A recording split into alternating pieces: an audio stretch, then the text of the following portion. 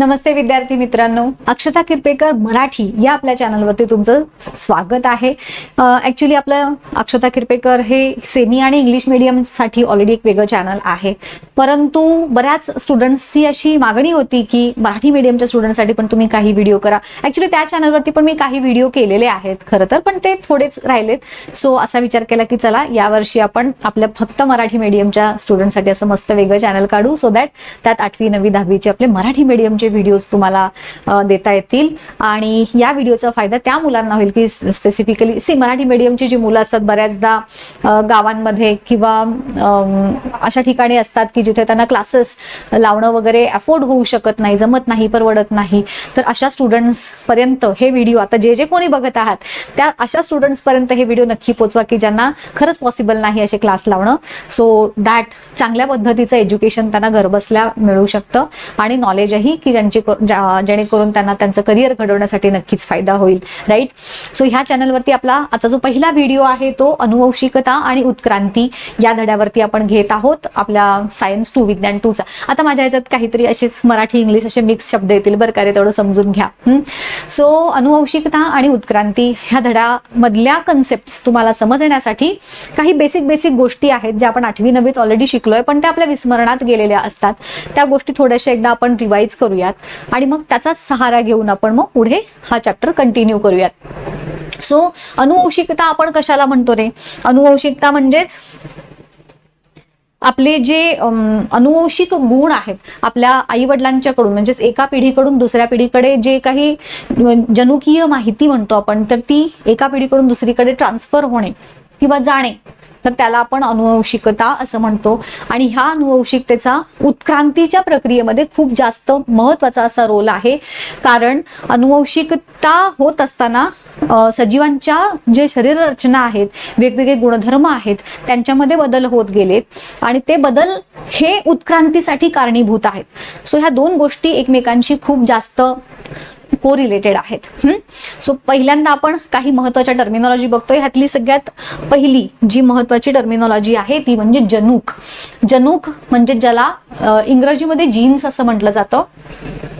आपली जी काही अनुवंशिक माहिती आहे, मी म्हटलं ना की समजा आपल्या डोळ्यांचा रंग, बरेचदा तुम्ही कधी पाहुण्यांच्याकडे वगैरे जाता तर तेव्हा बऱ्याच वर्षांनी जर ते पाहुणे तुम्हाला बघत असतील तर म्हणतात, अरे वा काय अगदी आईसारखं दिसतोय किंवा बाबांसारखं दिसतोय, डोळे अगदी आईसारखे बाबांसारखे आहेत, उंची बाबांसारखी, असं जे तुम्ही ऐकता। सो ऍक्च्युली तेव्हा काय झालेलं असतं की आपले जेव्हा जनुक तयार होतात आपल्या शरीरामधले जे DNA मधली जनुक, तर ती जनुक म्हणजे आपल्या आई आणि बाबांच्या जनुकांचं कॉम्बिनेशन असतं, ठीक आहे। सो हे जनुक तयार होत असताना काही जनुक आपल्याला आईकडून मिळतात, काही बाबांच्याकडून मिळतात। आता हे होत असताना काही जनुक जेव्हा जशीच्या तशी आईकडून समजा आली, तर त्या जनुक जे काही आपलं वैशिष्ट्य ठरवतात, म्हणजेच आपलं जे बाह्य स्वरूप किंवा स्वरूप, आपलं गुण अवगुण जे काही आपलं स्ट्रक्चर आहे ते ठरवणारी जनुक जशीच्या तशी समजा आईकडून आली, तर ते वैशिष्ट्य आपल्या शरीरामध्ये तसंच्या तसं एक्सप्रेस होतं। समजा डोळ्यांचा रंग जसं मी आता म्हणत होते, आईकडून आईच्या डोळ्यांसाठीची जी जनुक आहेत ती जनुक तुमच्या शरीरामध्ये समजा जशीच्या तशी आली, तर मग तेव्हा आपण म्हणणार की डोळे अगदी आईसारखे आहेत। जनुक तशीच्या तशी येणं म्हणजे काय, जनुक म्हणजे काय मुळात, इथपासून आपण आज पहिल्यांदा बघूयात। सगळ्यांना DNA आठवतोय? आपला DNA हा डीऑक्सीरायबोज न्यूक्लिक ऍसिड ज्याला म्हणतो आपण, त्याचा लॉंग फॉर्म आहे। 9वी मध्ये आपण ह्याच्याबद्दल शिकलोय, बरोबर। सो DNAचं स्ट्रक्चर कसं असतं रे, त्याची रचना कशी असते, तर सर्पिलाकृती रचना असते। इथेच काढून दाखवते DNA मी। सगळ्यांना आठवतोय DNA हा पण अशा पद्धतीची सर्पिलाकृती रचना असते, द्विसर्पिलाकृती म्हणतात खरं तर ह्याला अजूनही।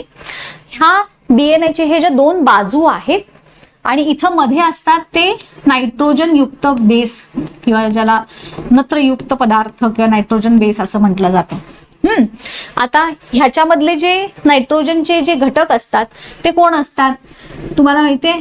ॲडेनिन, ग्वानिन, थायमिन आणि सायटोसिन हे 4 प्रकारचे नायट्रोजनचे बेसिस जे असतात ते प्रेझेंट असतात DNA मध्ये, बरोबर।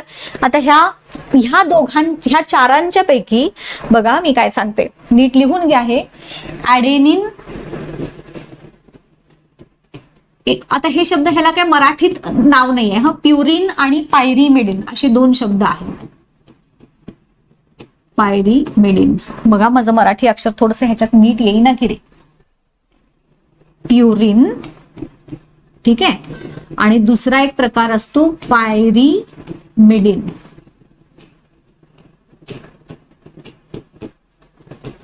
बघा आता ह्या ऍडेनिन आणि ग्वानिन पैकी प्युरिन हे दोन प्रकारचे असतात, ऍडेनिन आणि ग्वानिन. आणि थायमिन आणि सायटोसिन हे पायरीमिडिन्स आहेत. सो अशा पद्धतीचे हे चार जे नायट्रोजन नत्रयुक्त बेस ज्याला म्हणतात किंवा नत्र घटक, नायट्रोजन घटक असं काय त्याला शब्द वेगवेगळे तुम्हाला पाहायला मिळतील. तर ह्या पैकी हे आत्ता मी जे सांगते ते डोक्यात असं एकदम फिट करून ठेवा. यात सगळ्यांच्या पैकी ऍडेनिनची जोडी ही नेहमीच थायमिन सोबत होते आणि त्यांच्यामध्ये नेहमी दुहेरी बंध असतो. ऍडेनिनची जोडी नेहमी थायमिन सोबत दुहेरी बंधाने आणि ग्वानिनची जोडी नेहमी सायटोसिन सोबत होते आणि त्यांच्यामध्ये तिहेरी बंध असतो. हे दुहेरी आणि तिहेरी बंध हे हायड्रोजनचे बंध असतात. हायड्रोजनचे बंध असतात. हायड्रोजनचा दुहेरी बंध आणि हायड्रोजनचा तिहेरी बंध. ठीक आहे, हे सगळं व्यवस्थित कळालं. आता ही जी डीएनएची रचना आहे त्या डीएनएच्या पूर्ण जो रेणू आहे डीएनएचा आपला, तो डीएनएचा रेणू हा ज्या घटकांनी बनलेला असतो त्यांच्यासाठी एक सुंदर आणि सोपा असा एक शब्द आहे, त्याला म्हणतात, वाचून घ्या, न्यूक्लियोटाइड. सोपा शब्द आहे ना, न्यूक्लियोटाइड. न्यूक्लियोटाइड काय आहेत तर आपला जो डीएनए आहे, डीएनए ज्या घटकांपासून, अखंड डीएनए ज्या घटकांपासून बनला आहे त्या डीएनएच्या घटकांना न्यूक्लियोटाइड असं म्हणतात. हे काही व्याख्या एकमेकांशी इंटर रिलेटेड आहेत. लिहून ठेवा. सगळ्यांनी व्हिडिओ बघत असताना पेन पेन्सिल सोबत ठेवा, वही सोबत ठेवा आणि त्याच्यामध्ये ही पहिली डेफिनिशन लिहून घेतली का, पहिली व्याख्या, न्यूक्लियोटाइड कशाला म्हणायचं, न्यूक्लियोटाइड. आणि आता जे सांगितलेलं ते सगळे ॲडेनिन, ग्वानिन, थायमिन, सायटोसिन, प्युरिन कुणाला म्हणायचं, पायरीमिडिन कुणाला म्हणायचं, एची जोडी कुणासोबत, जीची जोडी कुणासोबत, ह्या सगळ्या ज्या गोष्टी मी आता सांगितल्या तर नोटबुकमध्ये लिहून ठेवा तुमच्या वह्यांच्यामध्ये. ऍट द एंड तुमच्या चांगल्या नोट्स तयार होतील आपोआपच, हे जेव्हा सगळं तुम्ही माहिती दिलेली मी आहे ती लिहून घेता तेव्हा. सो हे जे न्यूक्लियोटाइड कसे असतात किंवा त्यांची रचना कशी असते हे तुम्हाला मी दाखवते. येस, ह्या डायग्राम मध्ये इथे आहे, नीट बघून घ्या. हा आपला डीएनए आहे. 9वी मध्ये हे आपण शिकलो डीएनएची रचना. आणि समजा हा पार्ट इथं जर चौकट केला तर तुम्ही जर झूम करून पाहिलं, तुमच्या शब्दात समजण्यासारख्या शब्दात सांगते, झूम करून जर तुम्ही त्याला बघितलं तर हा पार्ट दिसताना असा दिसतो. आता इथं लक्ष द्या हा, ह्यातला जो पिवळ्या रंगाचा जो दिसतोय तुम्हाला, इथे पिवळ्या रंगाचा हा जो भाग आहे आणि इथं पण पिवळ्या रंगाचा भाग दिसतोय का रे. सो डीएनएच्या रचनेमधला जो कडेचा भाग, डीएनएच्या ज्या कडा आहेत त्या ज्या घटकांपासून बनलेले आहेत ते घटक हे असे आहेत. सो ह्या पूर्ण डीएनएची रचना मी काय सांगितलं, डीएनए कशापासून बनलाय, न्यूक्लियोटाइडचा. मग न्यूक्लियोटाइड काय असतो बघा, इथे दिसतंय तुम्हाला नायट्रोजन बेस किंवा नायट्रोजन, आता तुम्हाला काय म्हटलंय, तुम्हाला ह्याच्यात मराठी शब्द मला जर आठवला तर मी सांगते, एक मिनिट.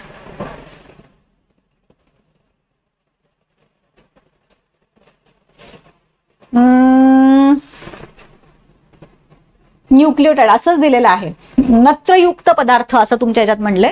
सो डीएनएचा जो रेणू आहे तो नत्रयुक्त पदार्थ, रायबोज शर्करा आणि फॉस्फेट कसे असतात त्यांची रचना बघा. हा नत्रयुक्त पदार्थ किंवा ज्याला नायट्रोजन बेस म्हटलं आपण, त्याला जोडलेली आहे पेंटोज म्हणजे 5 कार्बन असणारी शर्करा. इथे दिले ना रायबोज, डीएनए मध्ये डीऑक्सी रायबोज शर्करा असते, लिहून ठेवा हे पण. डीएनए मध्ये आणि आरएनए मध्ये दोघांच्या मध्ये पण ही शर्करा असतेच, परंतु डीएनए मध्ये असणाऱ्या शर्करेला डीऑक्सीरायबोज शर्करा म्हणतात आणि आरएनए मध्ये असणाऱ्या शर्करेला म्हणजे साखरेला रायबोज शर्करा असं म्हणतात किंवा साखर. साखर म्हणलं की जरा अगदीच कॉमन वाटतं, म्हणून मग शर्करा म्हणलं की असं एकदम लय भारी वाटतं की नाही तसं. सो हे झाली नत्रयुक्त पदार्थ, ही आपला शर्करा, आणि ह्यालाच जोडलेला असतो पुढे फॉस्फेट ग्रुप किंवा त्यालाच फॉस्फोरिक ऍसिड असं पण म्हटलं जातं. सो ही झाला आपला नत्रयुक्त पदार्थ, ही झाली आपली शर्करा, आणि हे कोण झाला फॉस्फेट ग्रुप. ह्या तिघांचा मिळून हा जो रेणू बनला त्याला म्हणायचं न्यूक्लिओटाइड. लिहिलं सगळ्यांनी? हे डायग्राम काढली होती का बघा, लिहून ठेवा. हे कुठंही तुम्हाला मिळणार नाही, इझिली शोधावं लागेल सगळं. हे सगळं रेडीमेड मी तुमच्यासाठी आणलेलं आहे, व्यवस्थित वह्यांच्यामध्ये लिहून ठेवा. जेव्हा तुम्ही हे व्हिडिओ बघाल आणि हे तुम्हाला समजलं ना की तुमच्या वर्गात एकदम भारी तुमचं इम्प्रेशन पडणार, मी सांगते तुम्हाला, खात्री देते. सो डीएनए आपला ज्याच्यापासून बनलाय तो न्यूक्लिओटाइड. न्यूक्लिओटाइड कशापासून बनलेला आहे तर ह्या तिघांच्या पासून, बरोबर. आणि मग अशा पद्धतीनं ह्या आकृतीत तुम्हाला दिसत आहेत, तर हे न्यूक्लिओटाइड हा एक बघा डीएनएची रचना कशी आहे बघा. हा एक न्यूक्लिओटाइड, हा दुसरा न्यूक्लिओटाइड, तिसरा न्यूक्लिओटाइड, चौथा न्यूक्लिओटाइड, तसंच एकाखाली एक जशी आहेत तसं याही बाजूला आहेत. जसं मी मगाशी म्हणलं होतं ना तुम्हाला ऍडेनिन आणि ग्वानिन, ऍडेनिन आणि थायमिनची जोडी, तसं दिसतंय का तुम्हाला इथे? एटी आहे, एटी आहे, जीसी आहे, जीसी परत एटी आहे, जीसी आहे. तर ह्या ज्या जोड्या आहेत ह्या नत्रयुक्त पदार्थांच्या आहेत. सो ह्यांच्या जोड्या म्हणजे डीएनएच्या शिडीचा हा जो रंगीत भाग दिसतोय तुम्हाला, ह्या त्या नायट्रोजन युक्त पदार्थांच्या जोड्या आहेत. आणि कडेचा जो पिवळा भाग आहे तो कुणाचा बनलेला आहे? फॉस्फेट आणि ही शर्करा जी डीऑक्सिरायबो शर्करा आहे त्याचा बनलेला आहे. डीएनएच्या दोन कडा, कडेच्या डीएनए आपला शिडीसारखा आहे, शिडीच्या दोन कडा त्या कशाच्या बनलेल्या आहेत? पेंटोस शुगर म्हणजेच ती शर्करा आणि फॉस्फेट ग्रुप ह्या दोघांचा. आणि ज्या शिडीवरती आपण जे पाय ठेवतो ती रचना कशाची बनलेली आहे? ह्या नत्रयुक्त पदार्थांचीच, म्हणजेच एटीजीसी, एटीजीसी, एटीजीसीच्या जोड्या. म्हणजे आपण जे पाय ठेवतो तसं स्ट्रक्चर जे डीएनएचं आहे ते. समजलं इथपर्यंत सगळ्यांना? काही अडचण असेल तर तुम्ही मला विचारू शकता कमेंट करून, नो प्रॉब्लेम. सो ह्या पद्धतीनं आपला डीएनए बनलाय. आणि इथं जसं तुम्हाला एक गोष्ट तुम्ही ऑब्झर्व केली का रे या चित्रात? बघा तुम्हाला दिसतंय का? इथं काय दिसतंय बघा, हे एटीजीसी सरळ लिहिलेले आहेत आणि हे उलट लिहिलेले आहेत. म्हणजे काय माहिती ह्याचा अर्थ? डीएनएच्या मोलेक्युल मधला, रेणू मधला हा एक भाग आणि हा भाग हे ऍक्च्युली असे रन होतात, असे अँटी पॅरलल म्हणतात त्याला. आता मराठीत शब्द काय होणार? एकमेकांची विरुद्ध दिशेने. ह्याची दिशा अशी असेल तर ह्या स्ट्रँडची दिशा अशी आहे, असं नाही रन होणार ते, हे असे एकमेकांच्या विरुद्ध दिशेने रन होणार. आणि म्हणून ह्या चित्रामध्ये बघा हे सरळ दिसत आहेत आणि हे खाली लिहिलेले दिसतात. आणि मग अशी जसं म्हटलं तर तसे हे हायड्रोजन बॉन्ड्स आहेत त्या दोघांच्या मध्ये, त्या रेणूंच्या मध्ये असणारे. सो अशा पद्धतीचा आपला डीएनएची रचना असते. आता बघा अजून एक तुम्हाला एक चित्र दाखवते. हा जो डीएनए आपला आहे हा आहे, हा आपला डीएनए. डीएनएची रचना आता सगळ्यांना क्लिअर झाली. न्यूक्लिओटाइड, नायट्रोजन युक्त पदार्थ, इकडे फॉस्फेट आणि पेंटोस शुगर, फॉस्फेट आणि शुगर, बरोबर. ह्या पद्धतीनं ही डीएनएची रचना झाली. आता हे DNA compress compress compress compress होत जातात आणि एका धाग्यासारखी त्यांची रचना दिसते. आता हे धागे कशाच्या भोवतीनं गुंडाळले गेले तर हे स्ट्रक्चर जर तुम्ही झूम करून बघितलं, हे गोल पिवळं जे दाखवलं होतं तुम्हाला ते, सो हे दिसतंय तुम्हाला. हा जो गोल गोल गुंडाळलेला हा जो दोरीसारखा दिसतोय भाग तो आपला डीएनए आहे. आणि हे जे आतले बॉल सारखे जे गोल दिसत आहेत त्याच्यावर काही काही नावं लिहित, H4, H3, H4, H3, तर हे आहेत हिस्टोन नावाचे प्रथिन. 9वीचं पुस्तक उघडायचं, त्याच्यामधला जो आपला डीएनएचा पार्ट आपण शिकलो तो 9वी मध्ये, त्याच्यामध्ये तुम्हाला हे वाक्य लिहिलेलं दिसून येईल की आपला जो डीएनए असतो तो डीएनएच्या सोबत हिस्टोन नावाची प्रथिनं असतात. सो हा डीएनएचा जो धागा आहे तो ह्या हिस्टोन प्रथिनांच्या भोवतीनं ह्या पद्धतीनं गुंडाळला जातो आणि जे स्ट्रक्चर बनतं, जे जसं दिसतं ते ह्या पद्धतीनं दिसतं. आता तुम्हाला मी जी आकृती दाखवलेली या पद्धतीनं. सो हे आहेत न्यूक्लिओझोम. त्याची काही एवढी नावं लक्षात ठेवली तरी चालेल, नाही लक्षात ठेवलं तरी चालेल. सो ह्याला म्हणायचं न्यूक्लिओझोम. न्यूक्लिओझोम म्हणजे काय असतं? आता इथं 2 व्याख्या मी तुम्हाला शिकवल्या ज्या तुम्हाला कन्फ्यूज करू शकतात. पहिली व्याख्या तुम्हाला मी न्यूक्लिओटाइड सांगितली. लिहून ठेवा हे फार तर. न्यूक्लिओटाइड काय असतात? न्यूक्लिओटाइड कोणाकोणापासून बनलेले असतात?